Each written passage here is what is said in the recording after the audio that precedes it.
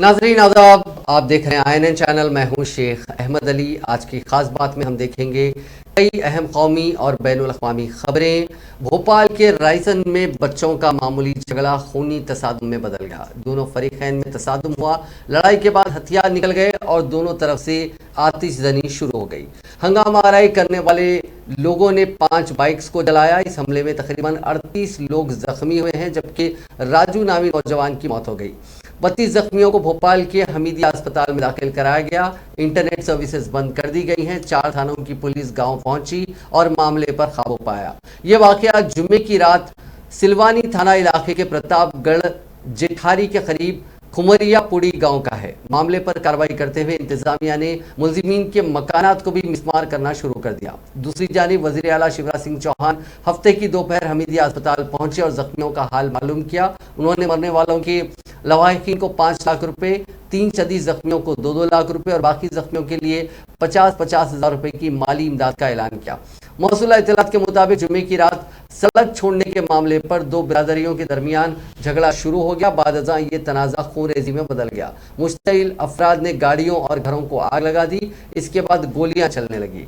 वज़ीर आला शिवराज सिंह चौहान हमीदिया अस्पताल पहुंचे और जख्मियों की खैरियत दरियाफ्त की। उन्होंने जख्मियों से बातचीत की और उनके अहले खाना से भी मुलाकात की और डॉक्टरों को जख्मियों के बेहतर इलाज की हिदायत दी।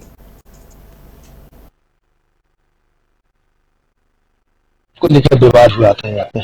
ये कल रात को करीब हम लोग को खबर मिली थी डायल 100 के माध्यम से कि 2 समुदाय के बीच में क्या कहते हैं गुटों के बीच में कॉन्फ्लिक्ट हो गई है। तो हम लोग यहाँ पे पहुंचे और अभी कानून व्यवस्था की स्थिति बिल्कुल ठीक है, सामान्य है।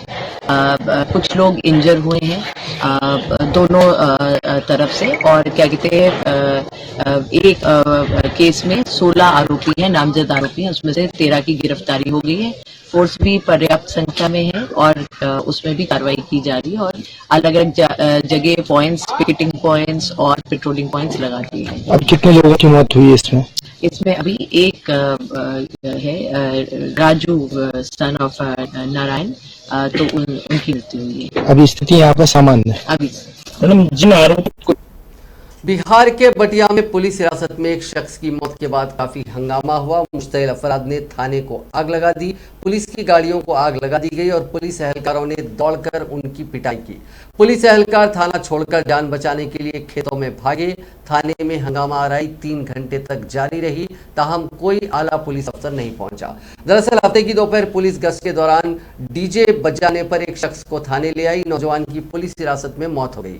अहले खाना का इल्जाम है कि पुलिस ने नौजवान को बट से मारा, जिसकी वजह से उसकी मौत हो गई। इसके बाद हजारों गांव वालों ने अहले खाना के साथ बिलथर थाने का घेराव किया। थाने में तोड़फोड़ के बाद पेट्रोल छिड़कर आग लगा दी गई। गांव वालों ने थाने की 3 गाड़ियों को भी आग लगाई। इस दौरान बिलथर चौक पर पुलिस जीप की तोड़फोड़ भी की गई। थाने में मौजूद पुलिस एहलकारों की पिटाई शुरू कर दी गई। पुलिस जान बचाकर खेतों में भागी। मुश्तइल हुजूम पीछे से पत्थर फेंकता रहा।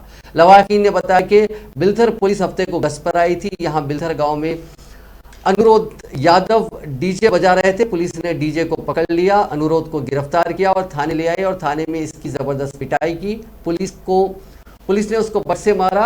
अनुरोध की मारपीट के बाद मौत हो गई। मुश्तइल लोगों ने इसी मामले को लेकर काफी तशद्दुद किया।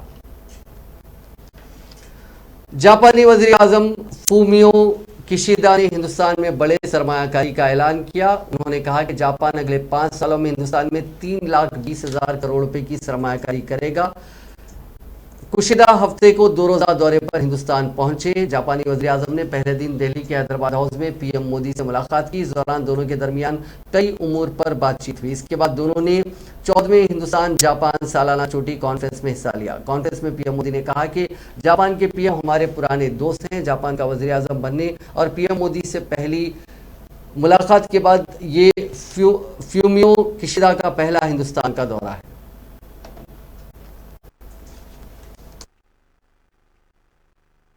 दोनों देशों के बिजनेसेस में जबरदस्त विश्वास है, उत्साह है। जापान भारत में सबसे बड़े इन्वेस्टर्स में से एक विश्वस्त साथी है। डेडिकेटेड फ्रेट कॉरिडोर और Mumbai Ahmedabad high speed rail जैसे हमारे फ्लैगशिप प्रोजेक्ट में जापान का सहयोग उल्लेखनीय रहा है। हम इस योगदान के लिए बहुत बहुत आभारी हैं। Mumbai Ahmedabad high speed rail project में अच्छी प्रगति हो रही है। दोनों देश इस पर वन टीम वन प्रोजेक्ट की अप्रोच के साथ काम कर रहे हैं। यह प्रोजेक्ट भारत जापान पार्टनरशिप का एक बेहतरीन उदाहरण है। मुझे प्रसन्नता है कि हमने 2014 में निर्धारित 3.5 ट्रिलियन जापानीज येन का इन्वेस्टमेंट टारगेट पार कर लिया गया। हम अपने महत्वाकांक्षाओं को और बढ़ाने का निर्णय लिया है और आने वाले 5 वर्षों में 5 ट्रिलियन येन 5 ट्रिलियन येन मतलब करीब 3,20,000 करोड़ रुपए का नया टारगेट तय किया है। आप सभी जानते हैं कि पिछले कुछ सालों में भारत ने व्यापक आर्थिक रिफॉर्म अपनाए हैं और ईज ऑफ डूइंग बिजनेस में बड़ी छलांग लगाई है। आज Bharat make in India for the world के लिए असीम संभावनाएं प्रस्तुत करता है। इस संदर्भ में जापानीज कंपनीज बहुत समय से एक प्रकार से हमारी ब्रांड एम्बेसडर्स रही है। हमारे बीच टेक्नोलॉजी और इनोवेशन सेक्टर्स में पार्टनरशिप में नए आयाम जुड़ रहे हैं। हम जापानी कंपनीज को भारत में अनुकूल माहौल उपलब्ध कराने के लिए मरकजी वजीर दाखिला अमित शाह का कहना है कि जम्मू कश्मीर में आर्टिकल 370 की तंसीख के बाद मिलिटेंसी पर फैसला कुन कंट्रोल हासिल करना हमारी सबसे बड़ी कामयाबी है। उन्होंने कहा कि जम्मू कश्मीर हुकूमत ने यूनियन टेरिटरी में 33,000 करोड़ रुपयों की सरमायाकारी को यकीनी बनाया और यहाँ जमहूरियत को बुनियादी सतह तक पहुँचाया गया।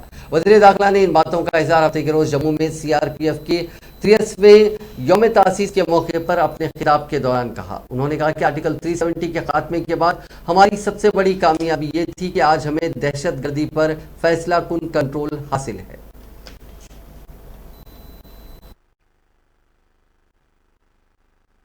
दो 2014 में नरेंद्र भाई देश के प्रधानमंत्री बनने के बाद जम्मू कश्मीर की स्थिति में इतने कम अंतराल के अंदर बहुत बड़ा परिवर्तन आया है।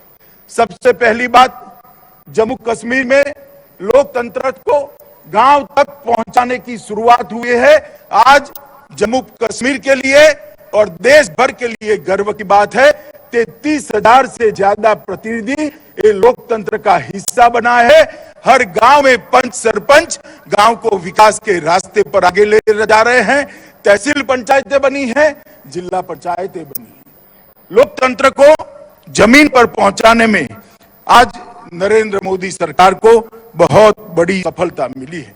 मित्रों, इसके साथ ही धारा 370 हटाने के कारण दलितों, पिछड़े वर्ग, महिलाओं और पहाड़ी लोगों को एक प्रकार से जो विकास की प्रक्रिया से कहीं न कहीं कटे हुए थे, नए कानूनों के तहत इन सबको समाहित करते हुए सर्वस्पर्शीय सर्वसमावेशक विकास की शुरुआत जम्मू कश्मीर में हुई है।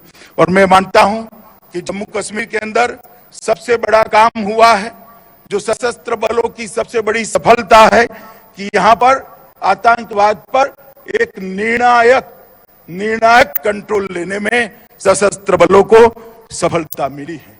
औद्योगिक विकास भी देश की आजादी से लेकर अब तक जितना इन्वेस्टमेंट जम्मू कश्मीर में आया है, हमारे LG साहब यहाँ बैठे हैं, मैं उनको बहुत बहुत मनोज जी को बधाई देना चाहता हूं कि 33,000 करोड़ से ज्यादा का इन्वेस्टमेंट जम्मू और कश्मीर के अंदर जमीन पर उतारने में जम्मू कश्मीर प्रशासन को सफलता मिली है। प्रधानमंत्री पैकेज के सारे पहलुओं को पूर्ण करने के लिए द्रुत गति से काम हो रहा है। हर घर जल, बिजली हर घर पहुंचाना, कोरोना के लिए एक अद्भुत व्यवस्था खड़ी करना, हर घर में शौचालय पहुंचाना, हर घर के अंदर आयुष्मान भारत का कार्ड पहुंचाना, ये सारी योजनाओं में 100% सैचुरेशन जम्मू कश्मीर लाया है। इसके लिए जम्मू कश्मीर नायब सदर जमहूरिया वेंकैया नायडू ने हफ्ते के रोज उत्तराखंड में देव संस्कृत विश्वविद्यालय हरिद्वार का दौरा किया और नए कायम करदा जनूबी एशिया अमन और मुफाहमत इंस्टीट्यूट का इफ्तिताह करते हुए कहा कि सरकारी कामों में मादरी जबान का इस्तेमाल किया जाना चाहिए।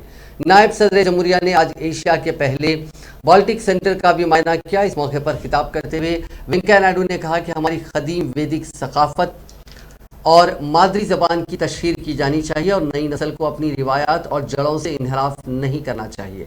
नायब सदर जमहूरिया ने कहा कि तालीम किसी शख्स के मियार ज़िंदगी को बुलंद करती है और यह खुद को पहचानने और ज़िंदगी में कामयाब होने में बहुत ज़्यादा ताउन करती है। नायब सदर जमहूरिया ने कहा कि नई तालीमी पॉलिसी में मादरी ज़बान को फ़रोग़ देने के लिए मज़ीद चीज़ें शामिल की गई हैं, जबकि हिंदुस्तान में आज़ादी के बाद से लागू तालीमी निज़ाम में मेकाले की तालीम के गलबे को जाहिर करता है, जो हमें अपनी सकाफत और रिवायत से दूर करता जा रहा था। कांग्रेस के साबिक़ सदर राहुल गांधी ने हफ्ते को कहा कि बैनुल अक़वामी बाजार में खाम तेल की कीमतें आसमान को छू रही हैं, इसलिए हुकूमत को चाहिए कि वो वक्त पर महंगाई से आवाम को राहत देने के लिए ज़रूरी इक़दाम करे। हुकूमत पर हमला करते हुए राहुल गांधी ने कहा कि वो महंगाई पर काबू पाने में हमेशा नाकाम रही है। मुल्क के अवाम रूस यूक्रेन जंग शुरू होने से पहले ही महंगाई की चक्की में पिस रहे थे और अब सूरत हाल ऐसी बन गई है कि अशियाए खुर्दनोश की कीमतों में बेपनाह इजाफा किया गया है, जो कि जल्दी 22% से भी तजावुज कर जाएगी। राहुल गांधी ने ट्वीट किया कि महंगाई तमाम हिंदुस्तानियों पर एक टैक्स है। यूक्रेन की जंग शुरू होने से पहले ही कीमतों में रिकॉर्ड इजाफे ने गरीब और मुतवस्सित तबके को लाचार व बेबस कर दिया था। कीमतें मजीद बढ़ेंगी क्योंकि खाम तेल $100 फी बैरल तक पहुंच गया है। खाने पीने की अशिया की कीमतों में इजाफा हो सकता है। कोरोना ने आलमी सप्लाई चेन को दरहम बरहम कर दिया है, इसीलिए हुकूमत को अब लोगों के तहफ़्फ़ुज़ के लिए ज़रूरी इक़दाम करने चाहिए। कांग्रेस ने कहा कि भारतीय जनता पार्टी कश्मीरी पंडितों के खराज की जिम्मेदार है और चाहे वो कितना ही ड्रामा क्यों ना करे, वो कश्मीरी पंडितों को पहुंचने वाले दर्द की जिम्मेदारी से नहीं बच सकती। पार्टी ने ट्वीट किया कि बीजेपी कश्मीरी पंडितों के दर्द की जिम्मेदार है क्योंकि वो उस वक्त मरकज़ में हुकूमत की हिमायत कर रही थी और उसने कश्मीरी पंडितों के लिए कुछ नहीं किया। इस दौरान कांग्रेस लीडर जयराम रमेश ने भी कहा कि कश्मीरी पंडितों की हालत ज़ार पर बनाई गई फिल्म प्रोपेगेंडा है और हक़ाइक़ को तोड़ मड़ोड़ कर तशद्दुद को फ़रोग़ देने की कोशिश की गई है।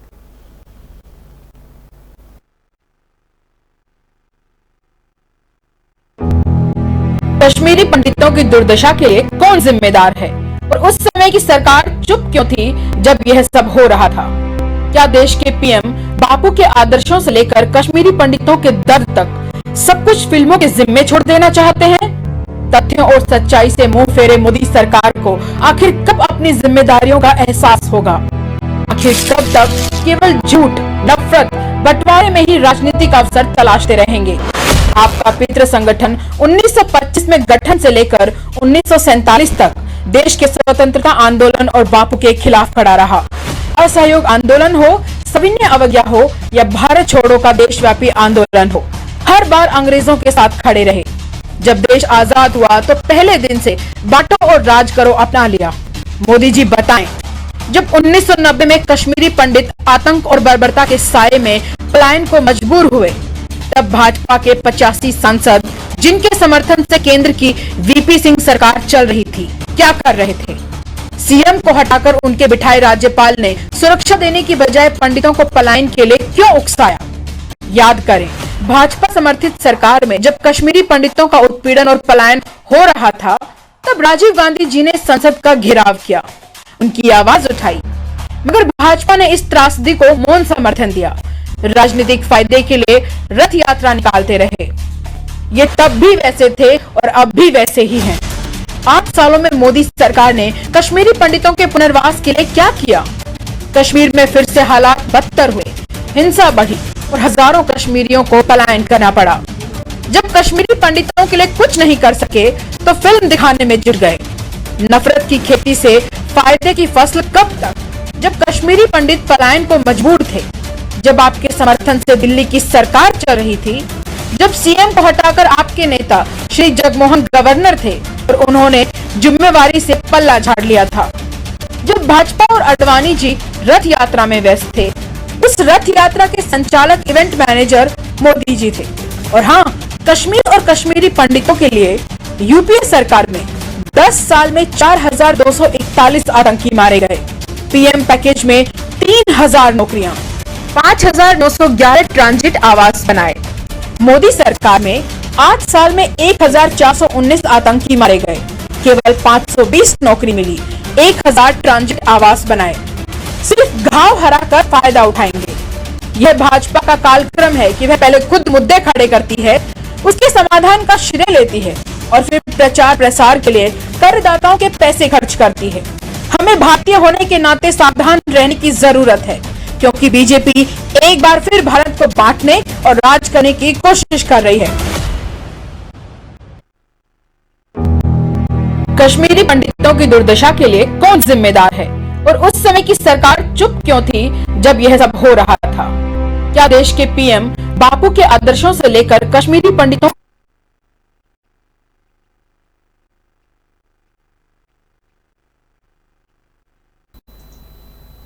जम्मू कश्मीर नेशनल कॉन्फ्रेंस के सदर और member parliament doctor Farooq Abdullah का कहना है कि कश्मीरी अवाम को मुनक़सिम करने की साजिशें बराबर जारी हैं ताकि हमारे हक की आवाज़ को दबाया जा सके। उन्होंने कहा कि मरहूम शेर कश्मीर शेख मोहम्मद अब्दुल्ला ने अपनी क़ैद हयात में इस बात की पेशगोई की थी कि वो भी वक्त होगा जब रियासत की गली गली में नई जमातें और घर घर लीडर बनाए जाएंगे, जिसका मकसद हमारी आवाज़ को बेवजन करना होगा।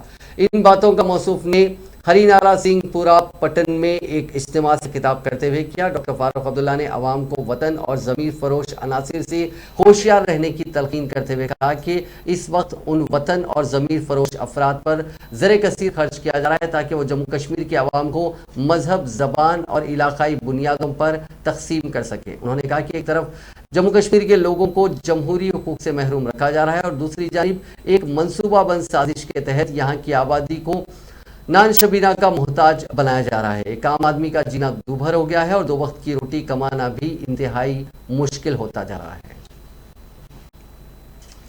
पंजाब की नई काबीना ने हफ्ते को ओहदे और राजदारी का हलफ ले लिया। गवर्नर बनवारी लाल पुरोहित ने राजभवन में एक सादा तकरीब में आम आदमी पार्टी के 10 अरकान असम्बली को वजीर के ओहदे का हलफ दिलाया। इस मौके पर वजीर आला भगवंत मान और उनके तमाम अरकान असम्बली मौजूद थे। नए वज़रा में अपोजिशन लीडर की जिम्मेदारी संभालने वाले हरपाल सिंह चीमा, डॉक्टर बलजीत कौर जो कि साबिक़ रुकन पार्लियामेंट हैं और दीगर कायदीन भी मौजूद थे।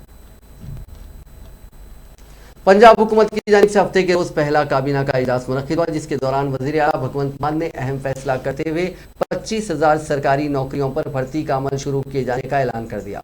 ख्याल रहे कि भगवंत मान की क़यादत वाली हुकूमत ने नौजवानों में बेरोजगारी का मसला हल करने का वादा किया था। जिन 25,000 नौकरियों के लिए भर्ती का ऐलान किया गया है उनमें से 10,000 नौकरियाँ महकमे पुलिस में निकलेंगी, जबकि बाकी 15,000 नौकरियाँ मुख्तलिफ महकमों से वाबस्ता होंगी।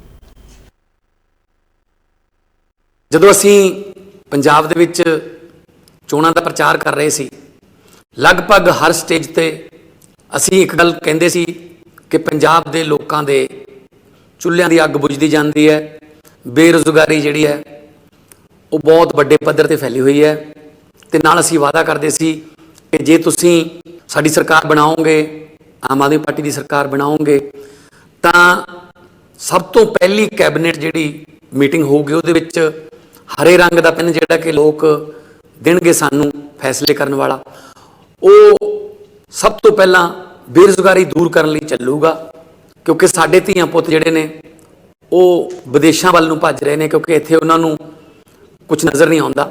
सो अज पंजाब दी नवीं बनी कैबिनेट की पहली मीटिंग सी ते मैनूं दसदिआं तुहानूं बहुत खुशी हो रही है कि पहली मीटिंग दे विच ही असीं अपना वादा पूरा कीता है। हरे रंग का वह पेन पंजाब के नौजवान मुंडे कुड़ियां उन्होंने हक चलिया।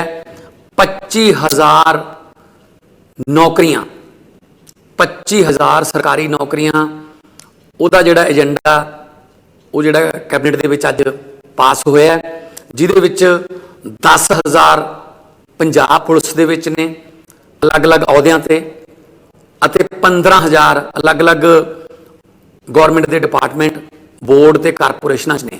जिन्नियां भी नौकरियां मिलणगियां वो डिग्री मुताबक मिलणगियां, जिहड़ा जिन्ना पढ़िया होया है, जिन्हें जिन्नी वड्डी डिग्री लई है उन्होंने उड्डी वड्डी नौकरी मिलू। कोई भेदभाव जां कोई सिफारिश ਜਾਂ ਰਿਸ਼ਵਤ ਨਹੀਂ ਚੱਲੂਗੀ। ਆਮ ਆਦਮੀ ਪਾਰਟੀ ਦਾ ਇਹ ਵਾਅਦਾ ਹੈ।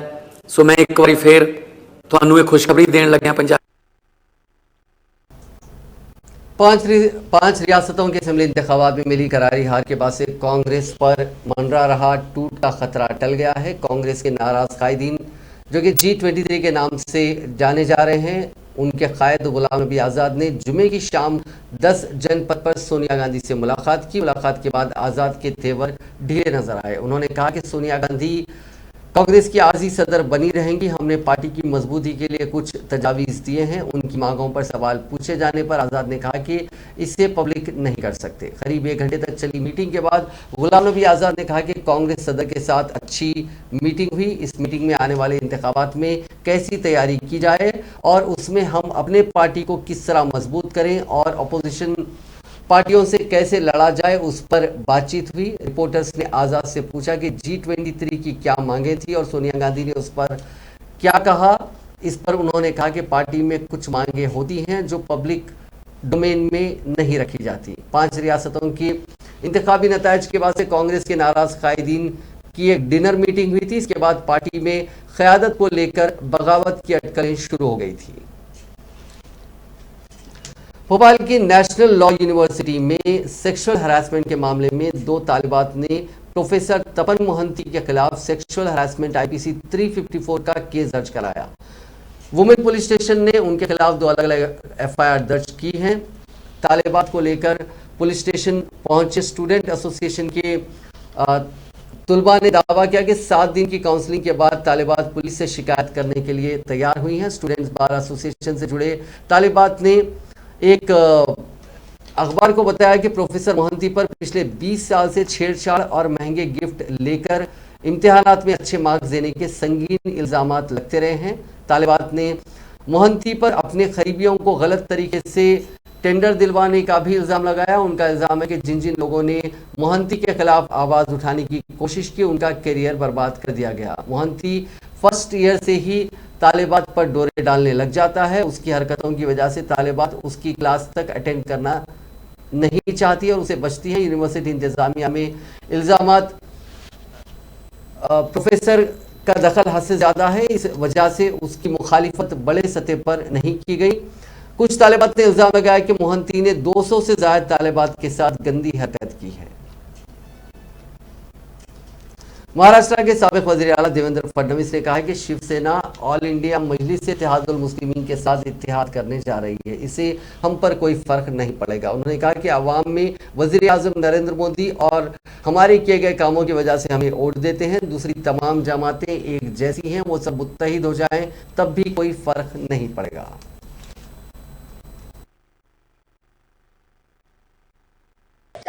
देखिए, वैसे भी ये सारे लोग एक ही है और MIM अगर इनके साथ जुड़ता है तो कोई हमको फर्क नहीं पड़ता।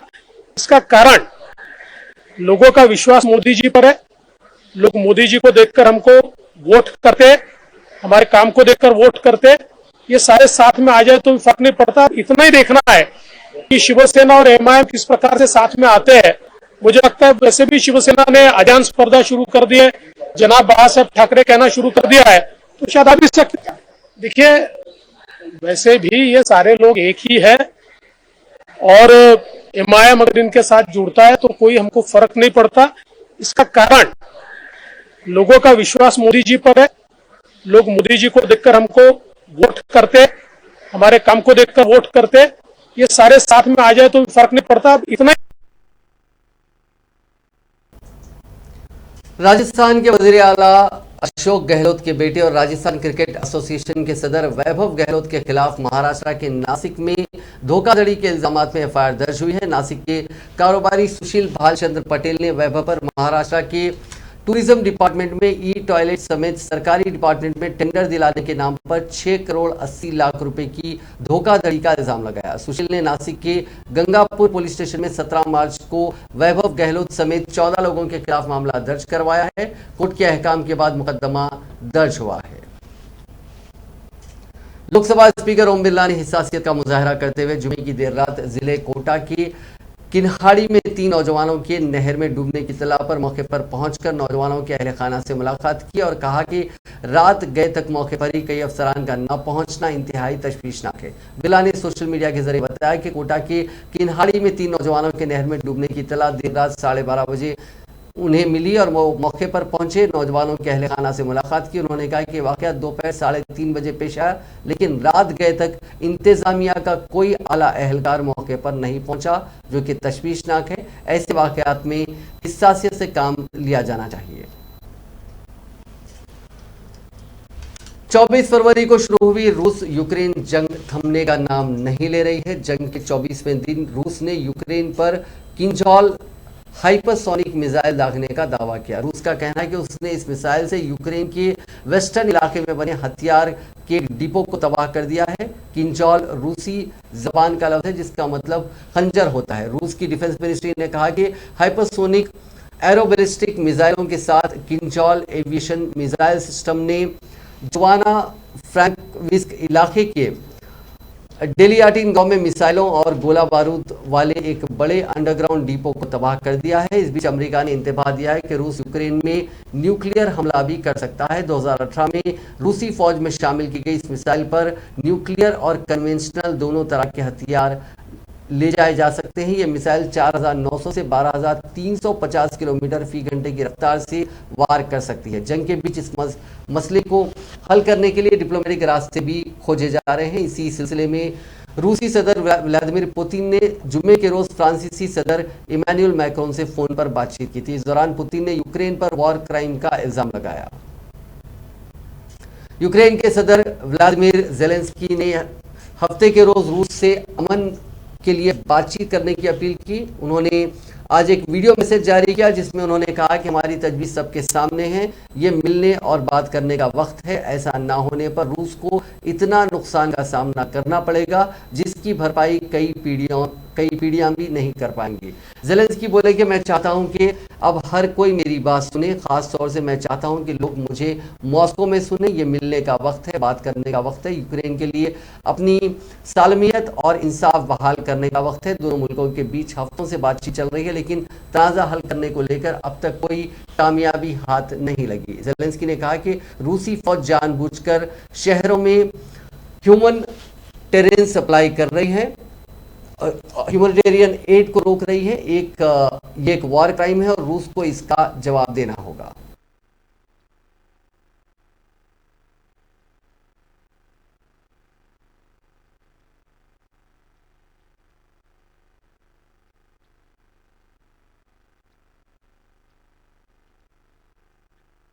Наша родина мали основи для життя. Другий компонент – житловий. अक़वाम मुत्तहिदा की एनुअल हैप्पीनेस इंडेक्स में फिनलैंड लगातार 5वें साल दुनिया का सबसे खुशहाल मुल्क चुना गया, जबकि तालिबानी हुकूमत से जूझ रहा अफगानिस्तान सबसे नाखुश मुल्क है। डेनमार्क, आइसलैंड, स्विट्जरलैंड और नीदरलैंड टॉप 5 में खुशहाल मुल्कों में शामिल हैं, जबकि अमेरिका 16वें और ब्रिटेन 17वें नंबर पर है। इस लिस्ट में हिंदुस्तान का नंबर 136वां है। पिछली बार हिंदुस्तान का नंबर 139वां था, यानी इंडिया की रैंकिंग में 3 पायदान का सुधार हुआ। वहीं पड़ोसी मुल्क पाकिस्तान 121वें रैंक के साथ इंडिया से बेहतर हालत में है। जुमे के रोज जारी की गई इस लिस्ट में सर्बिया, बल्गेरिया और रोमानिया में बेहतर जिंदगी जीने में सबसे ज्यादा बढ़ोतरी हुई। वहीं वर्ल्ड हैप्पीनेस टेबल में सबसे बड़ा फॉल लेबनान, वेनेजुला और अफगानिस्तान की रैंक में आया। माशी मंदी का सामना कर रहा लेबनान का नंबर 144 है, जबकि जिम्बाब्वे 143वें नंबर पर है। पिछले साल अगस्त में तालिबान के फिर से इख्तिदार में आने के बाद से जंग से मुतासर अफगानिस्तान पहले से ही लिस्ट में सबसे नीचे है। यूनिसेफ का अंदाजा है कि अगर मदद ना दी गई तो वहां 5 साल से कम उम्र के 10 लाख बच्चे इस सर्दी में भूख से मर सकते हैं। वर्ल्ड हैप्पीनेस रिपोर्ट पिछले 10 साल से बनाई जा रही है। इसे तैयार करने के लिए लोगों की खुशी के अंदाजे के साथ माशी और समाजी तरक्की के आंकड़ों को भी देखा जाता है। इसे 3 साल के औसत डेटा की बुनियाद पर खुशहाली को 0 से 10 तक का स्केल दिया जाता है। हालांकि यूनाइटेड नेशंस की ताज़ा रिपोर्ट यूक्रेन पर रूसी हमले से पहले तैयार हो गई थी, इसलिए जंग से जूझ रहे रूस का नंबर 80 और यूक्रेन का नंबर 98 है। नाज़रीन, आज की खास बात में बस इतना ही। आपसे कल मुलाकात होगी नई खबरों के साथ, नए एनालिसिस के साथ। फिलहाल दीजिए इजाज़त। खुदा हाफिज़।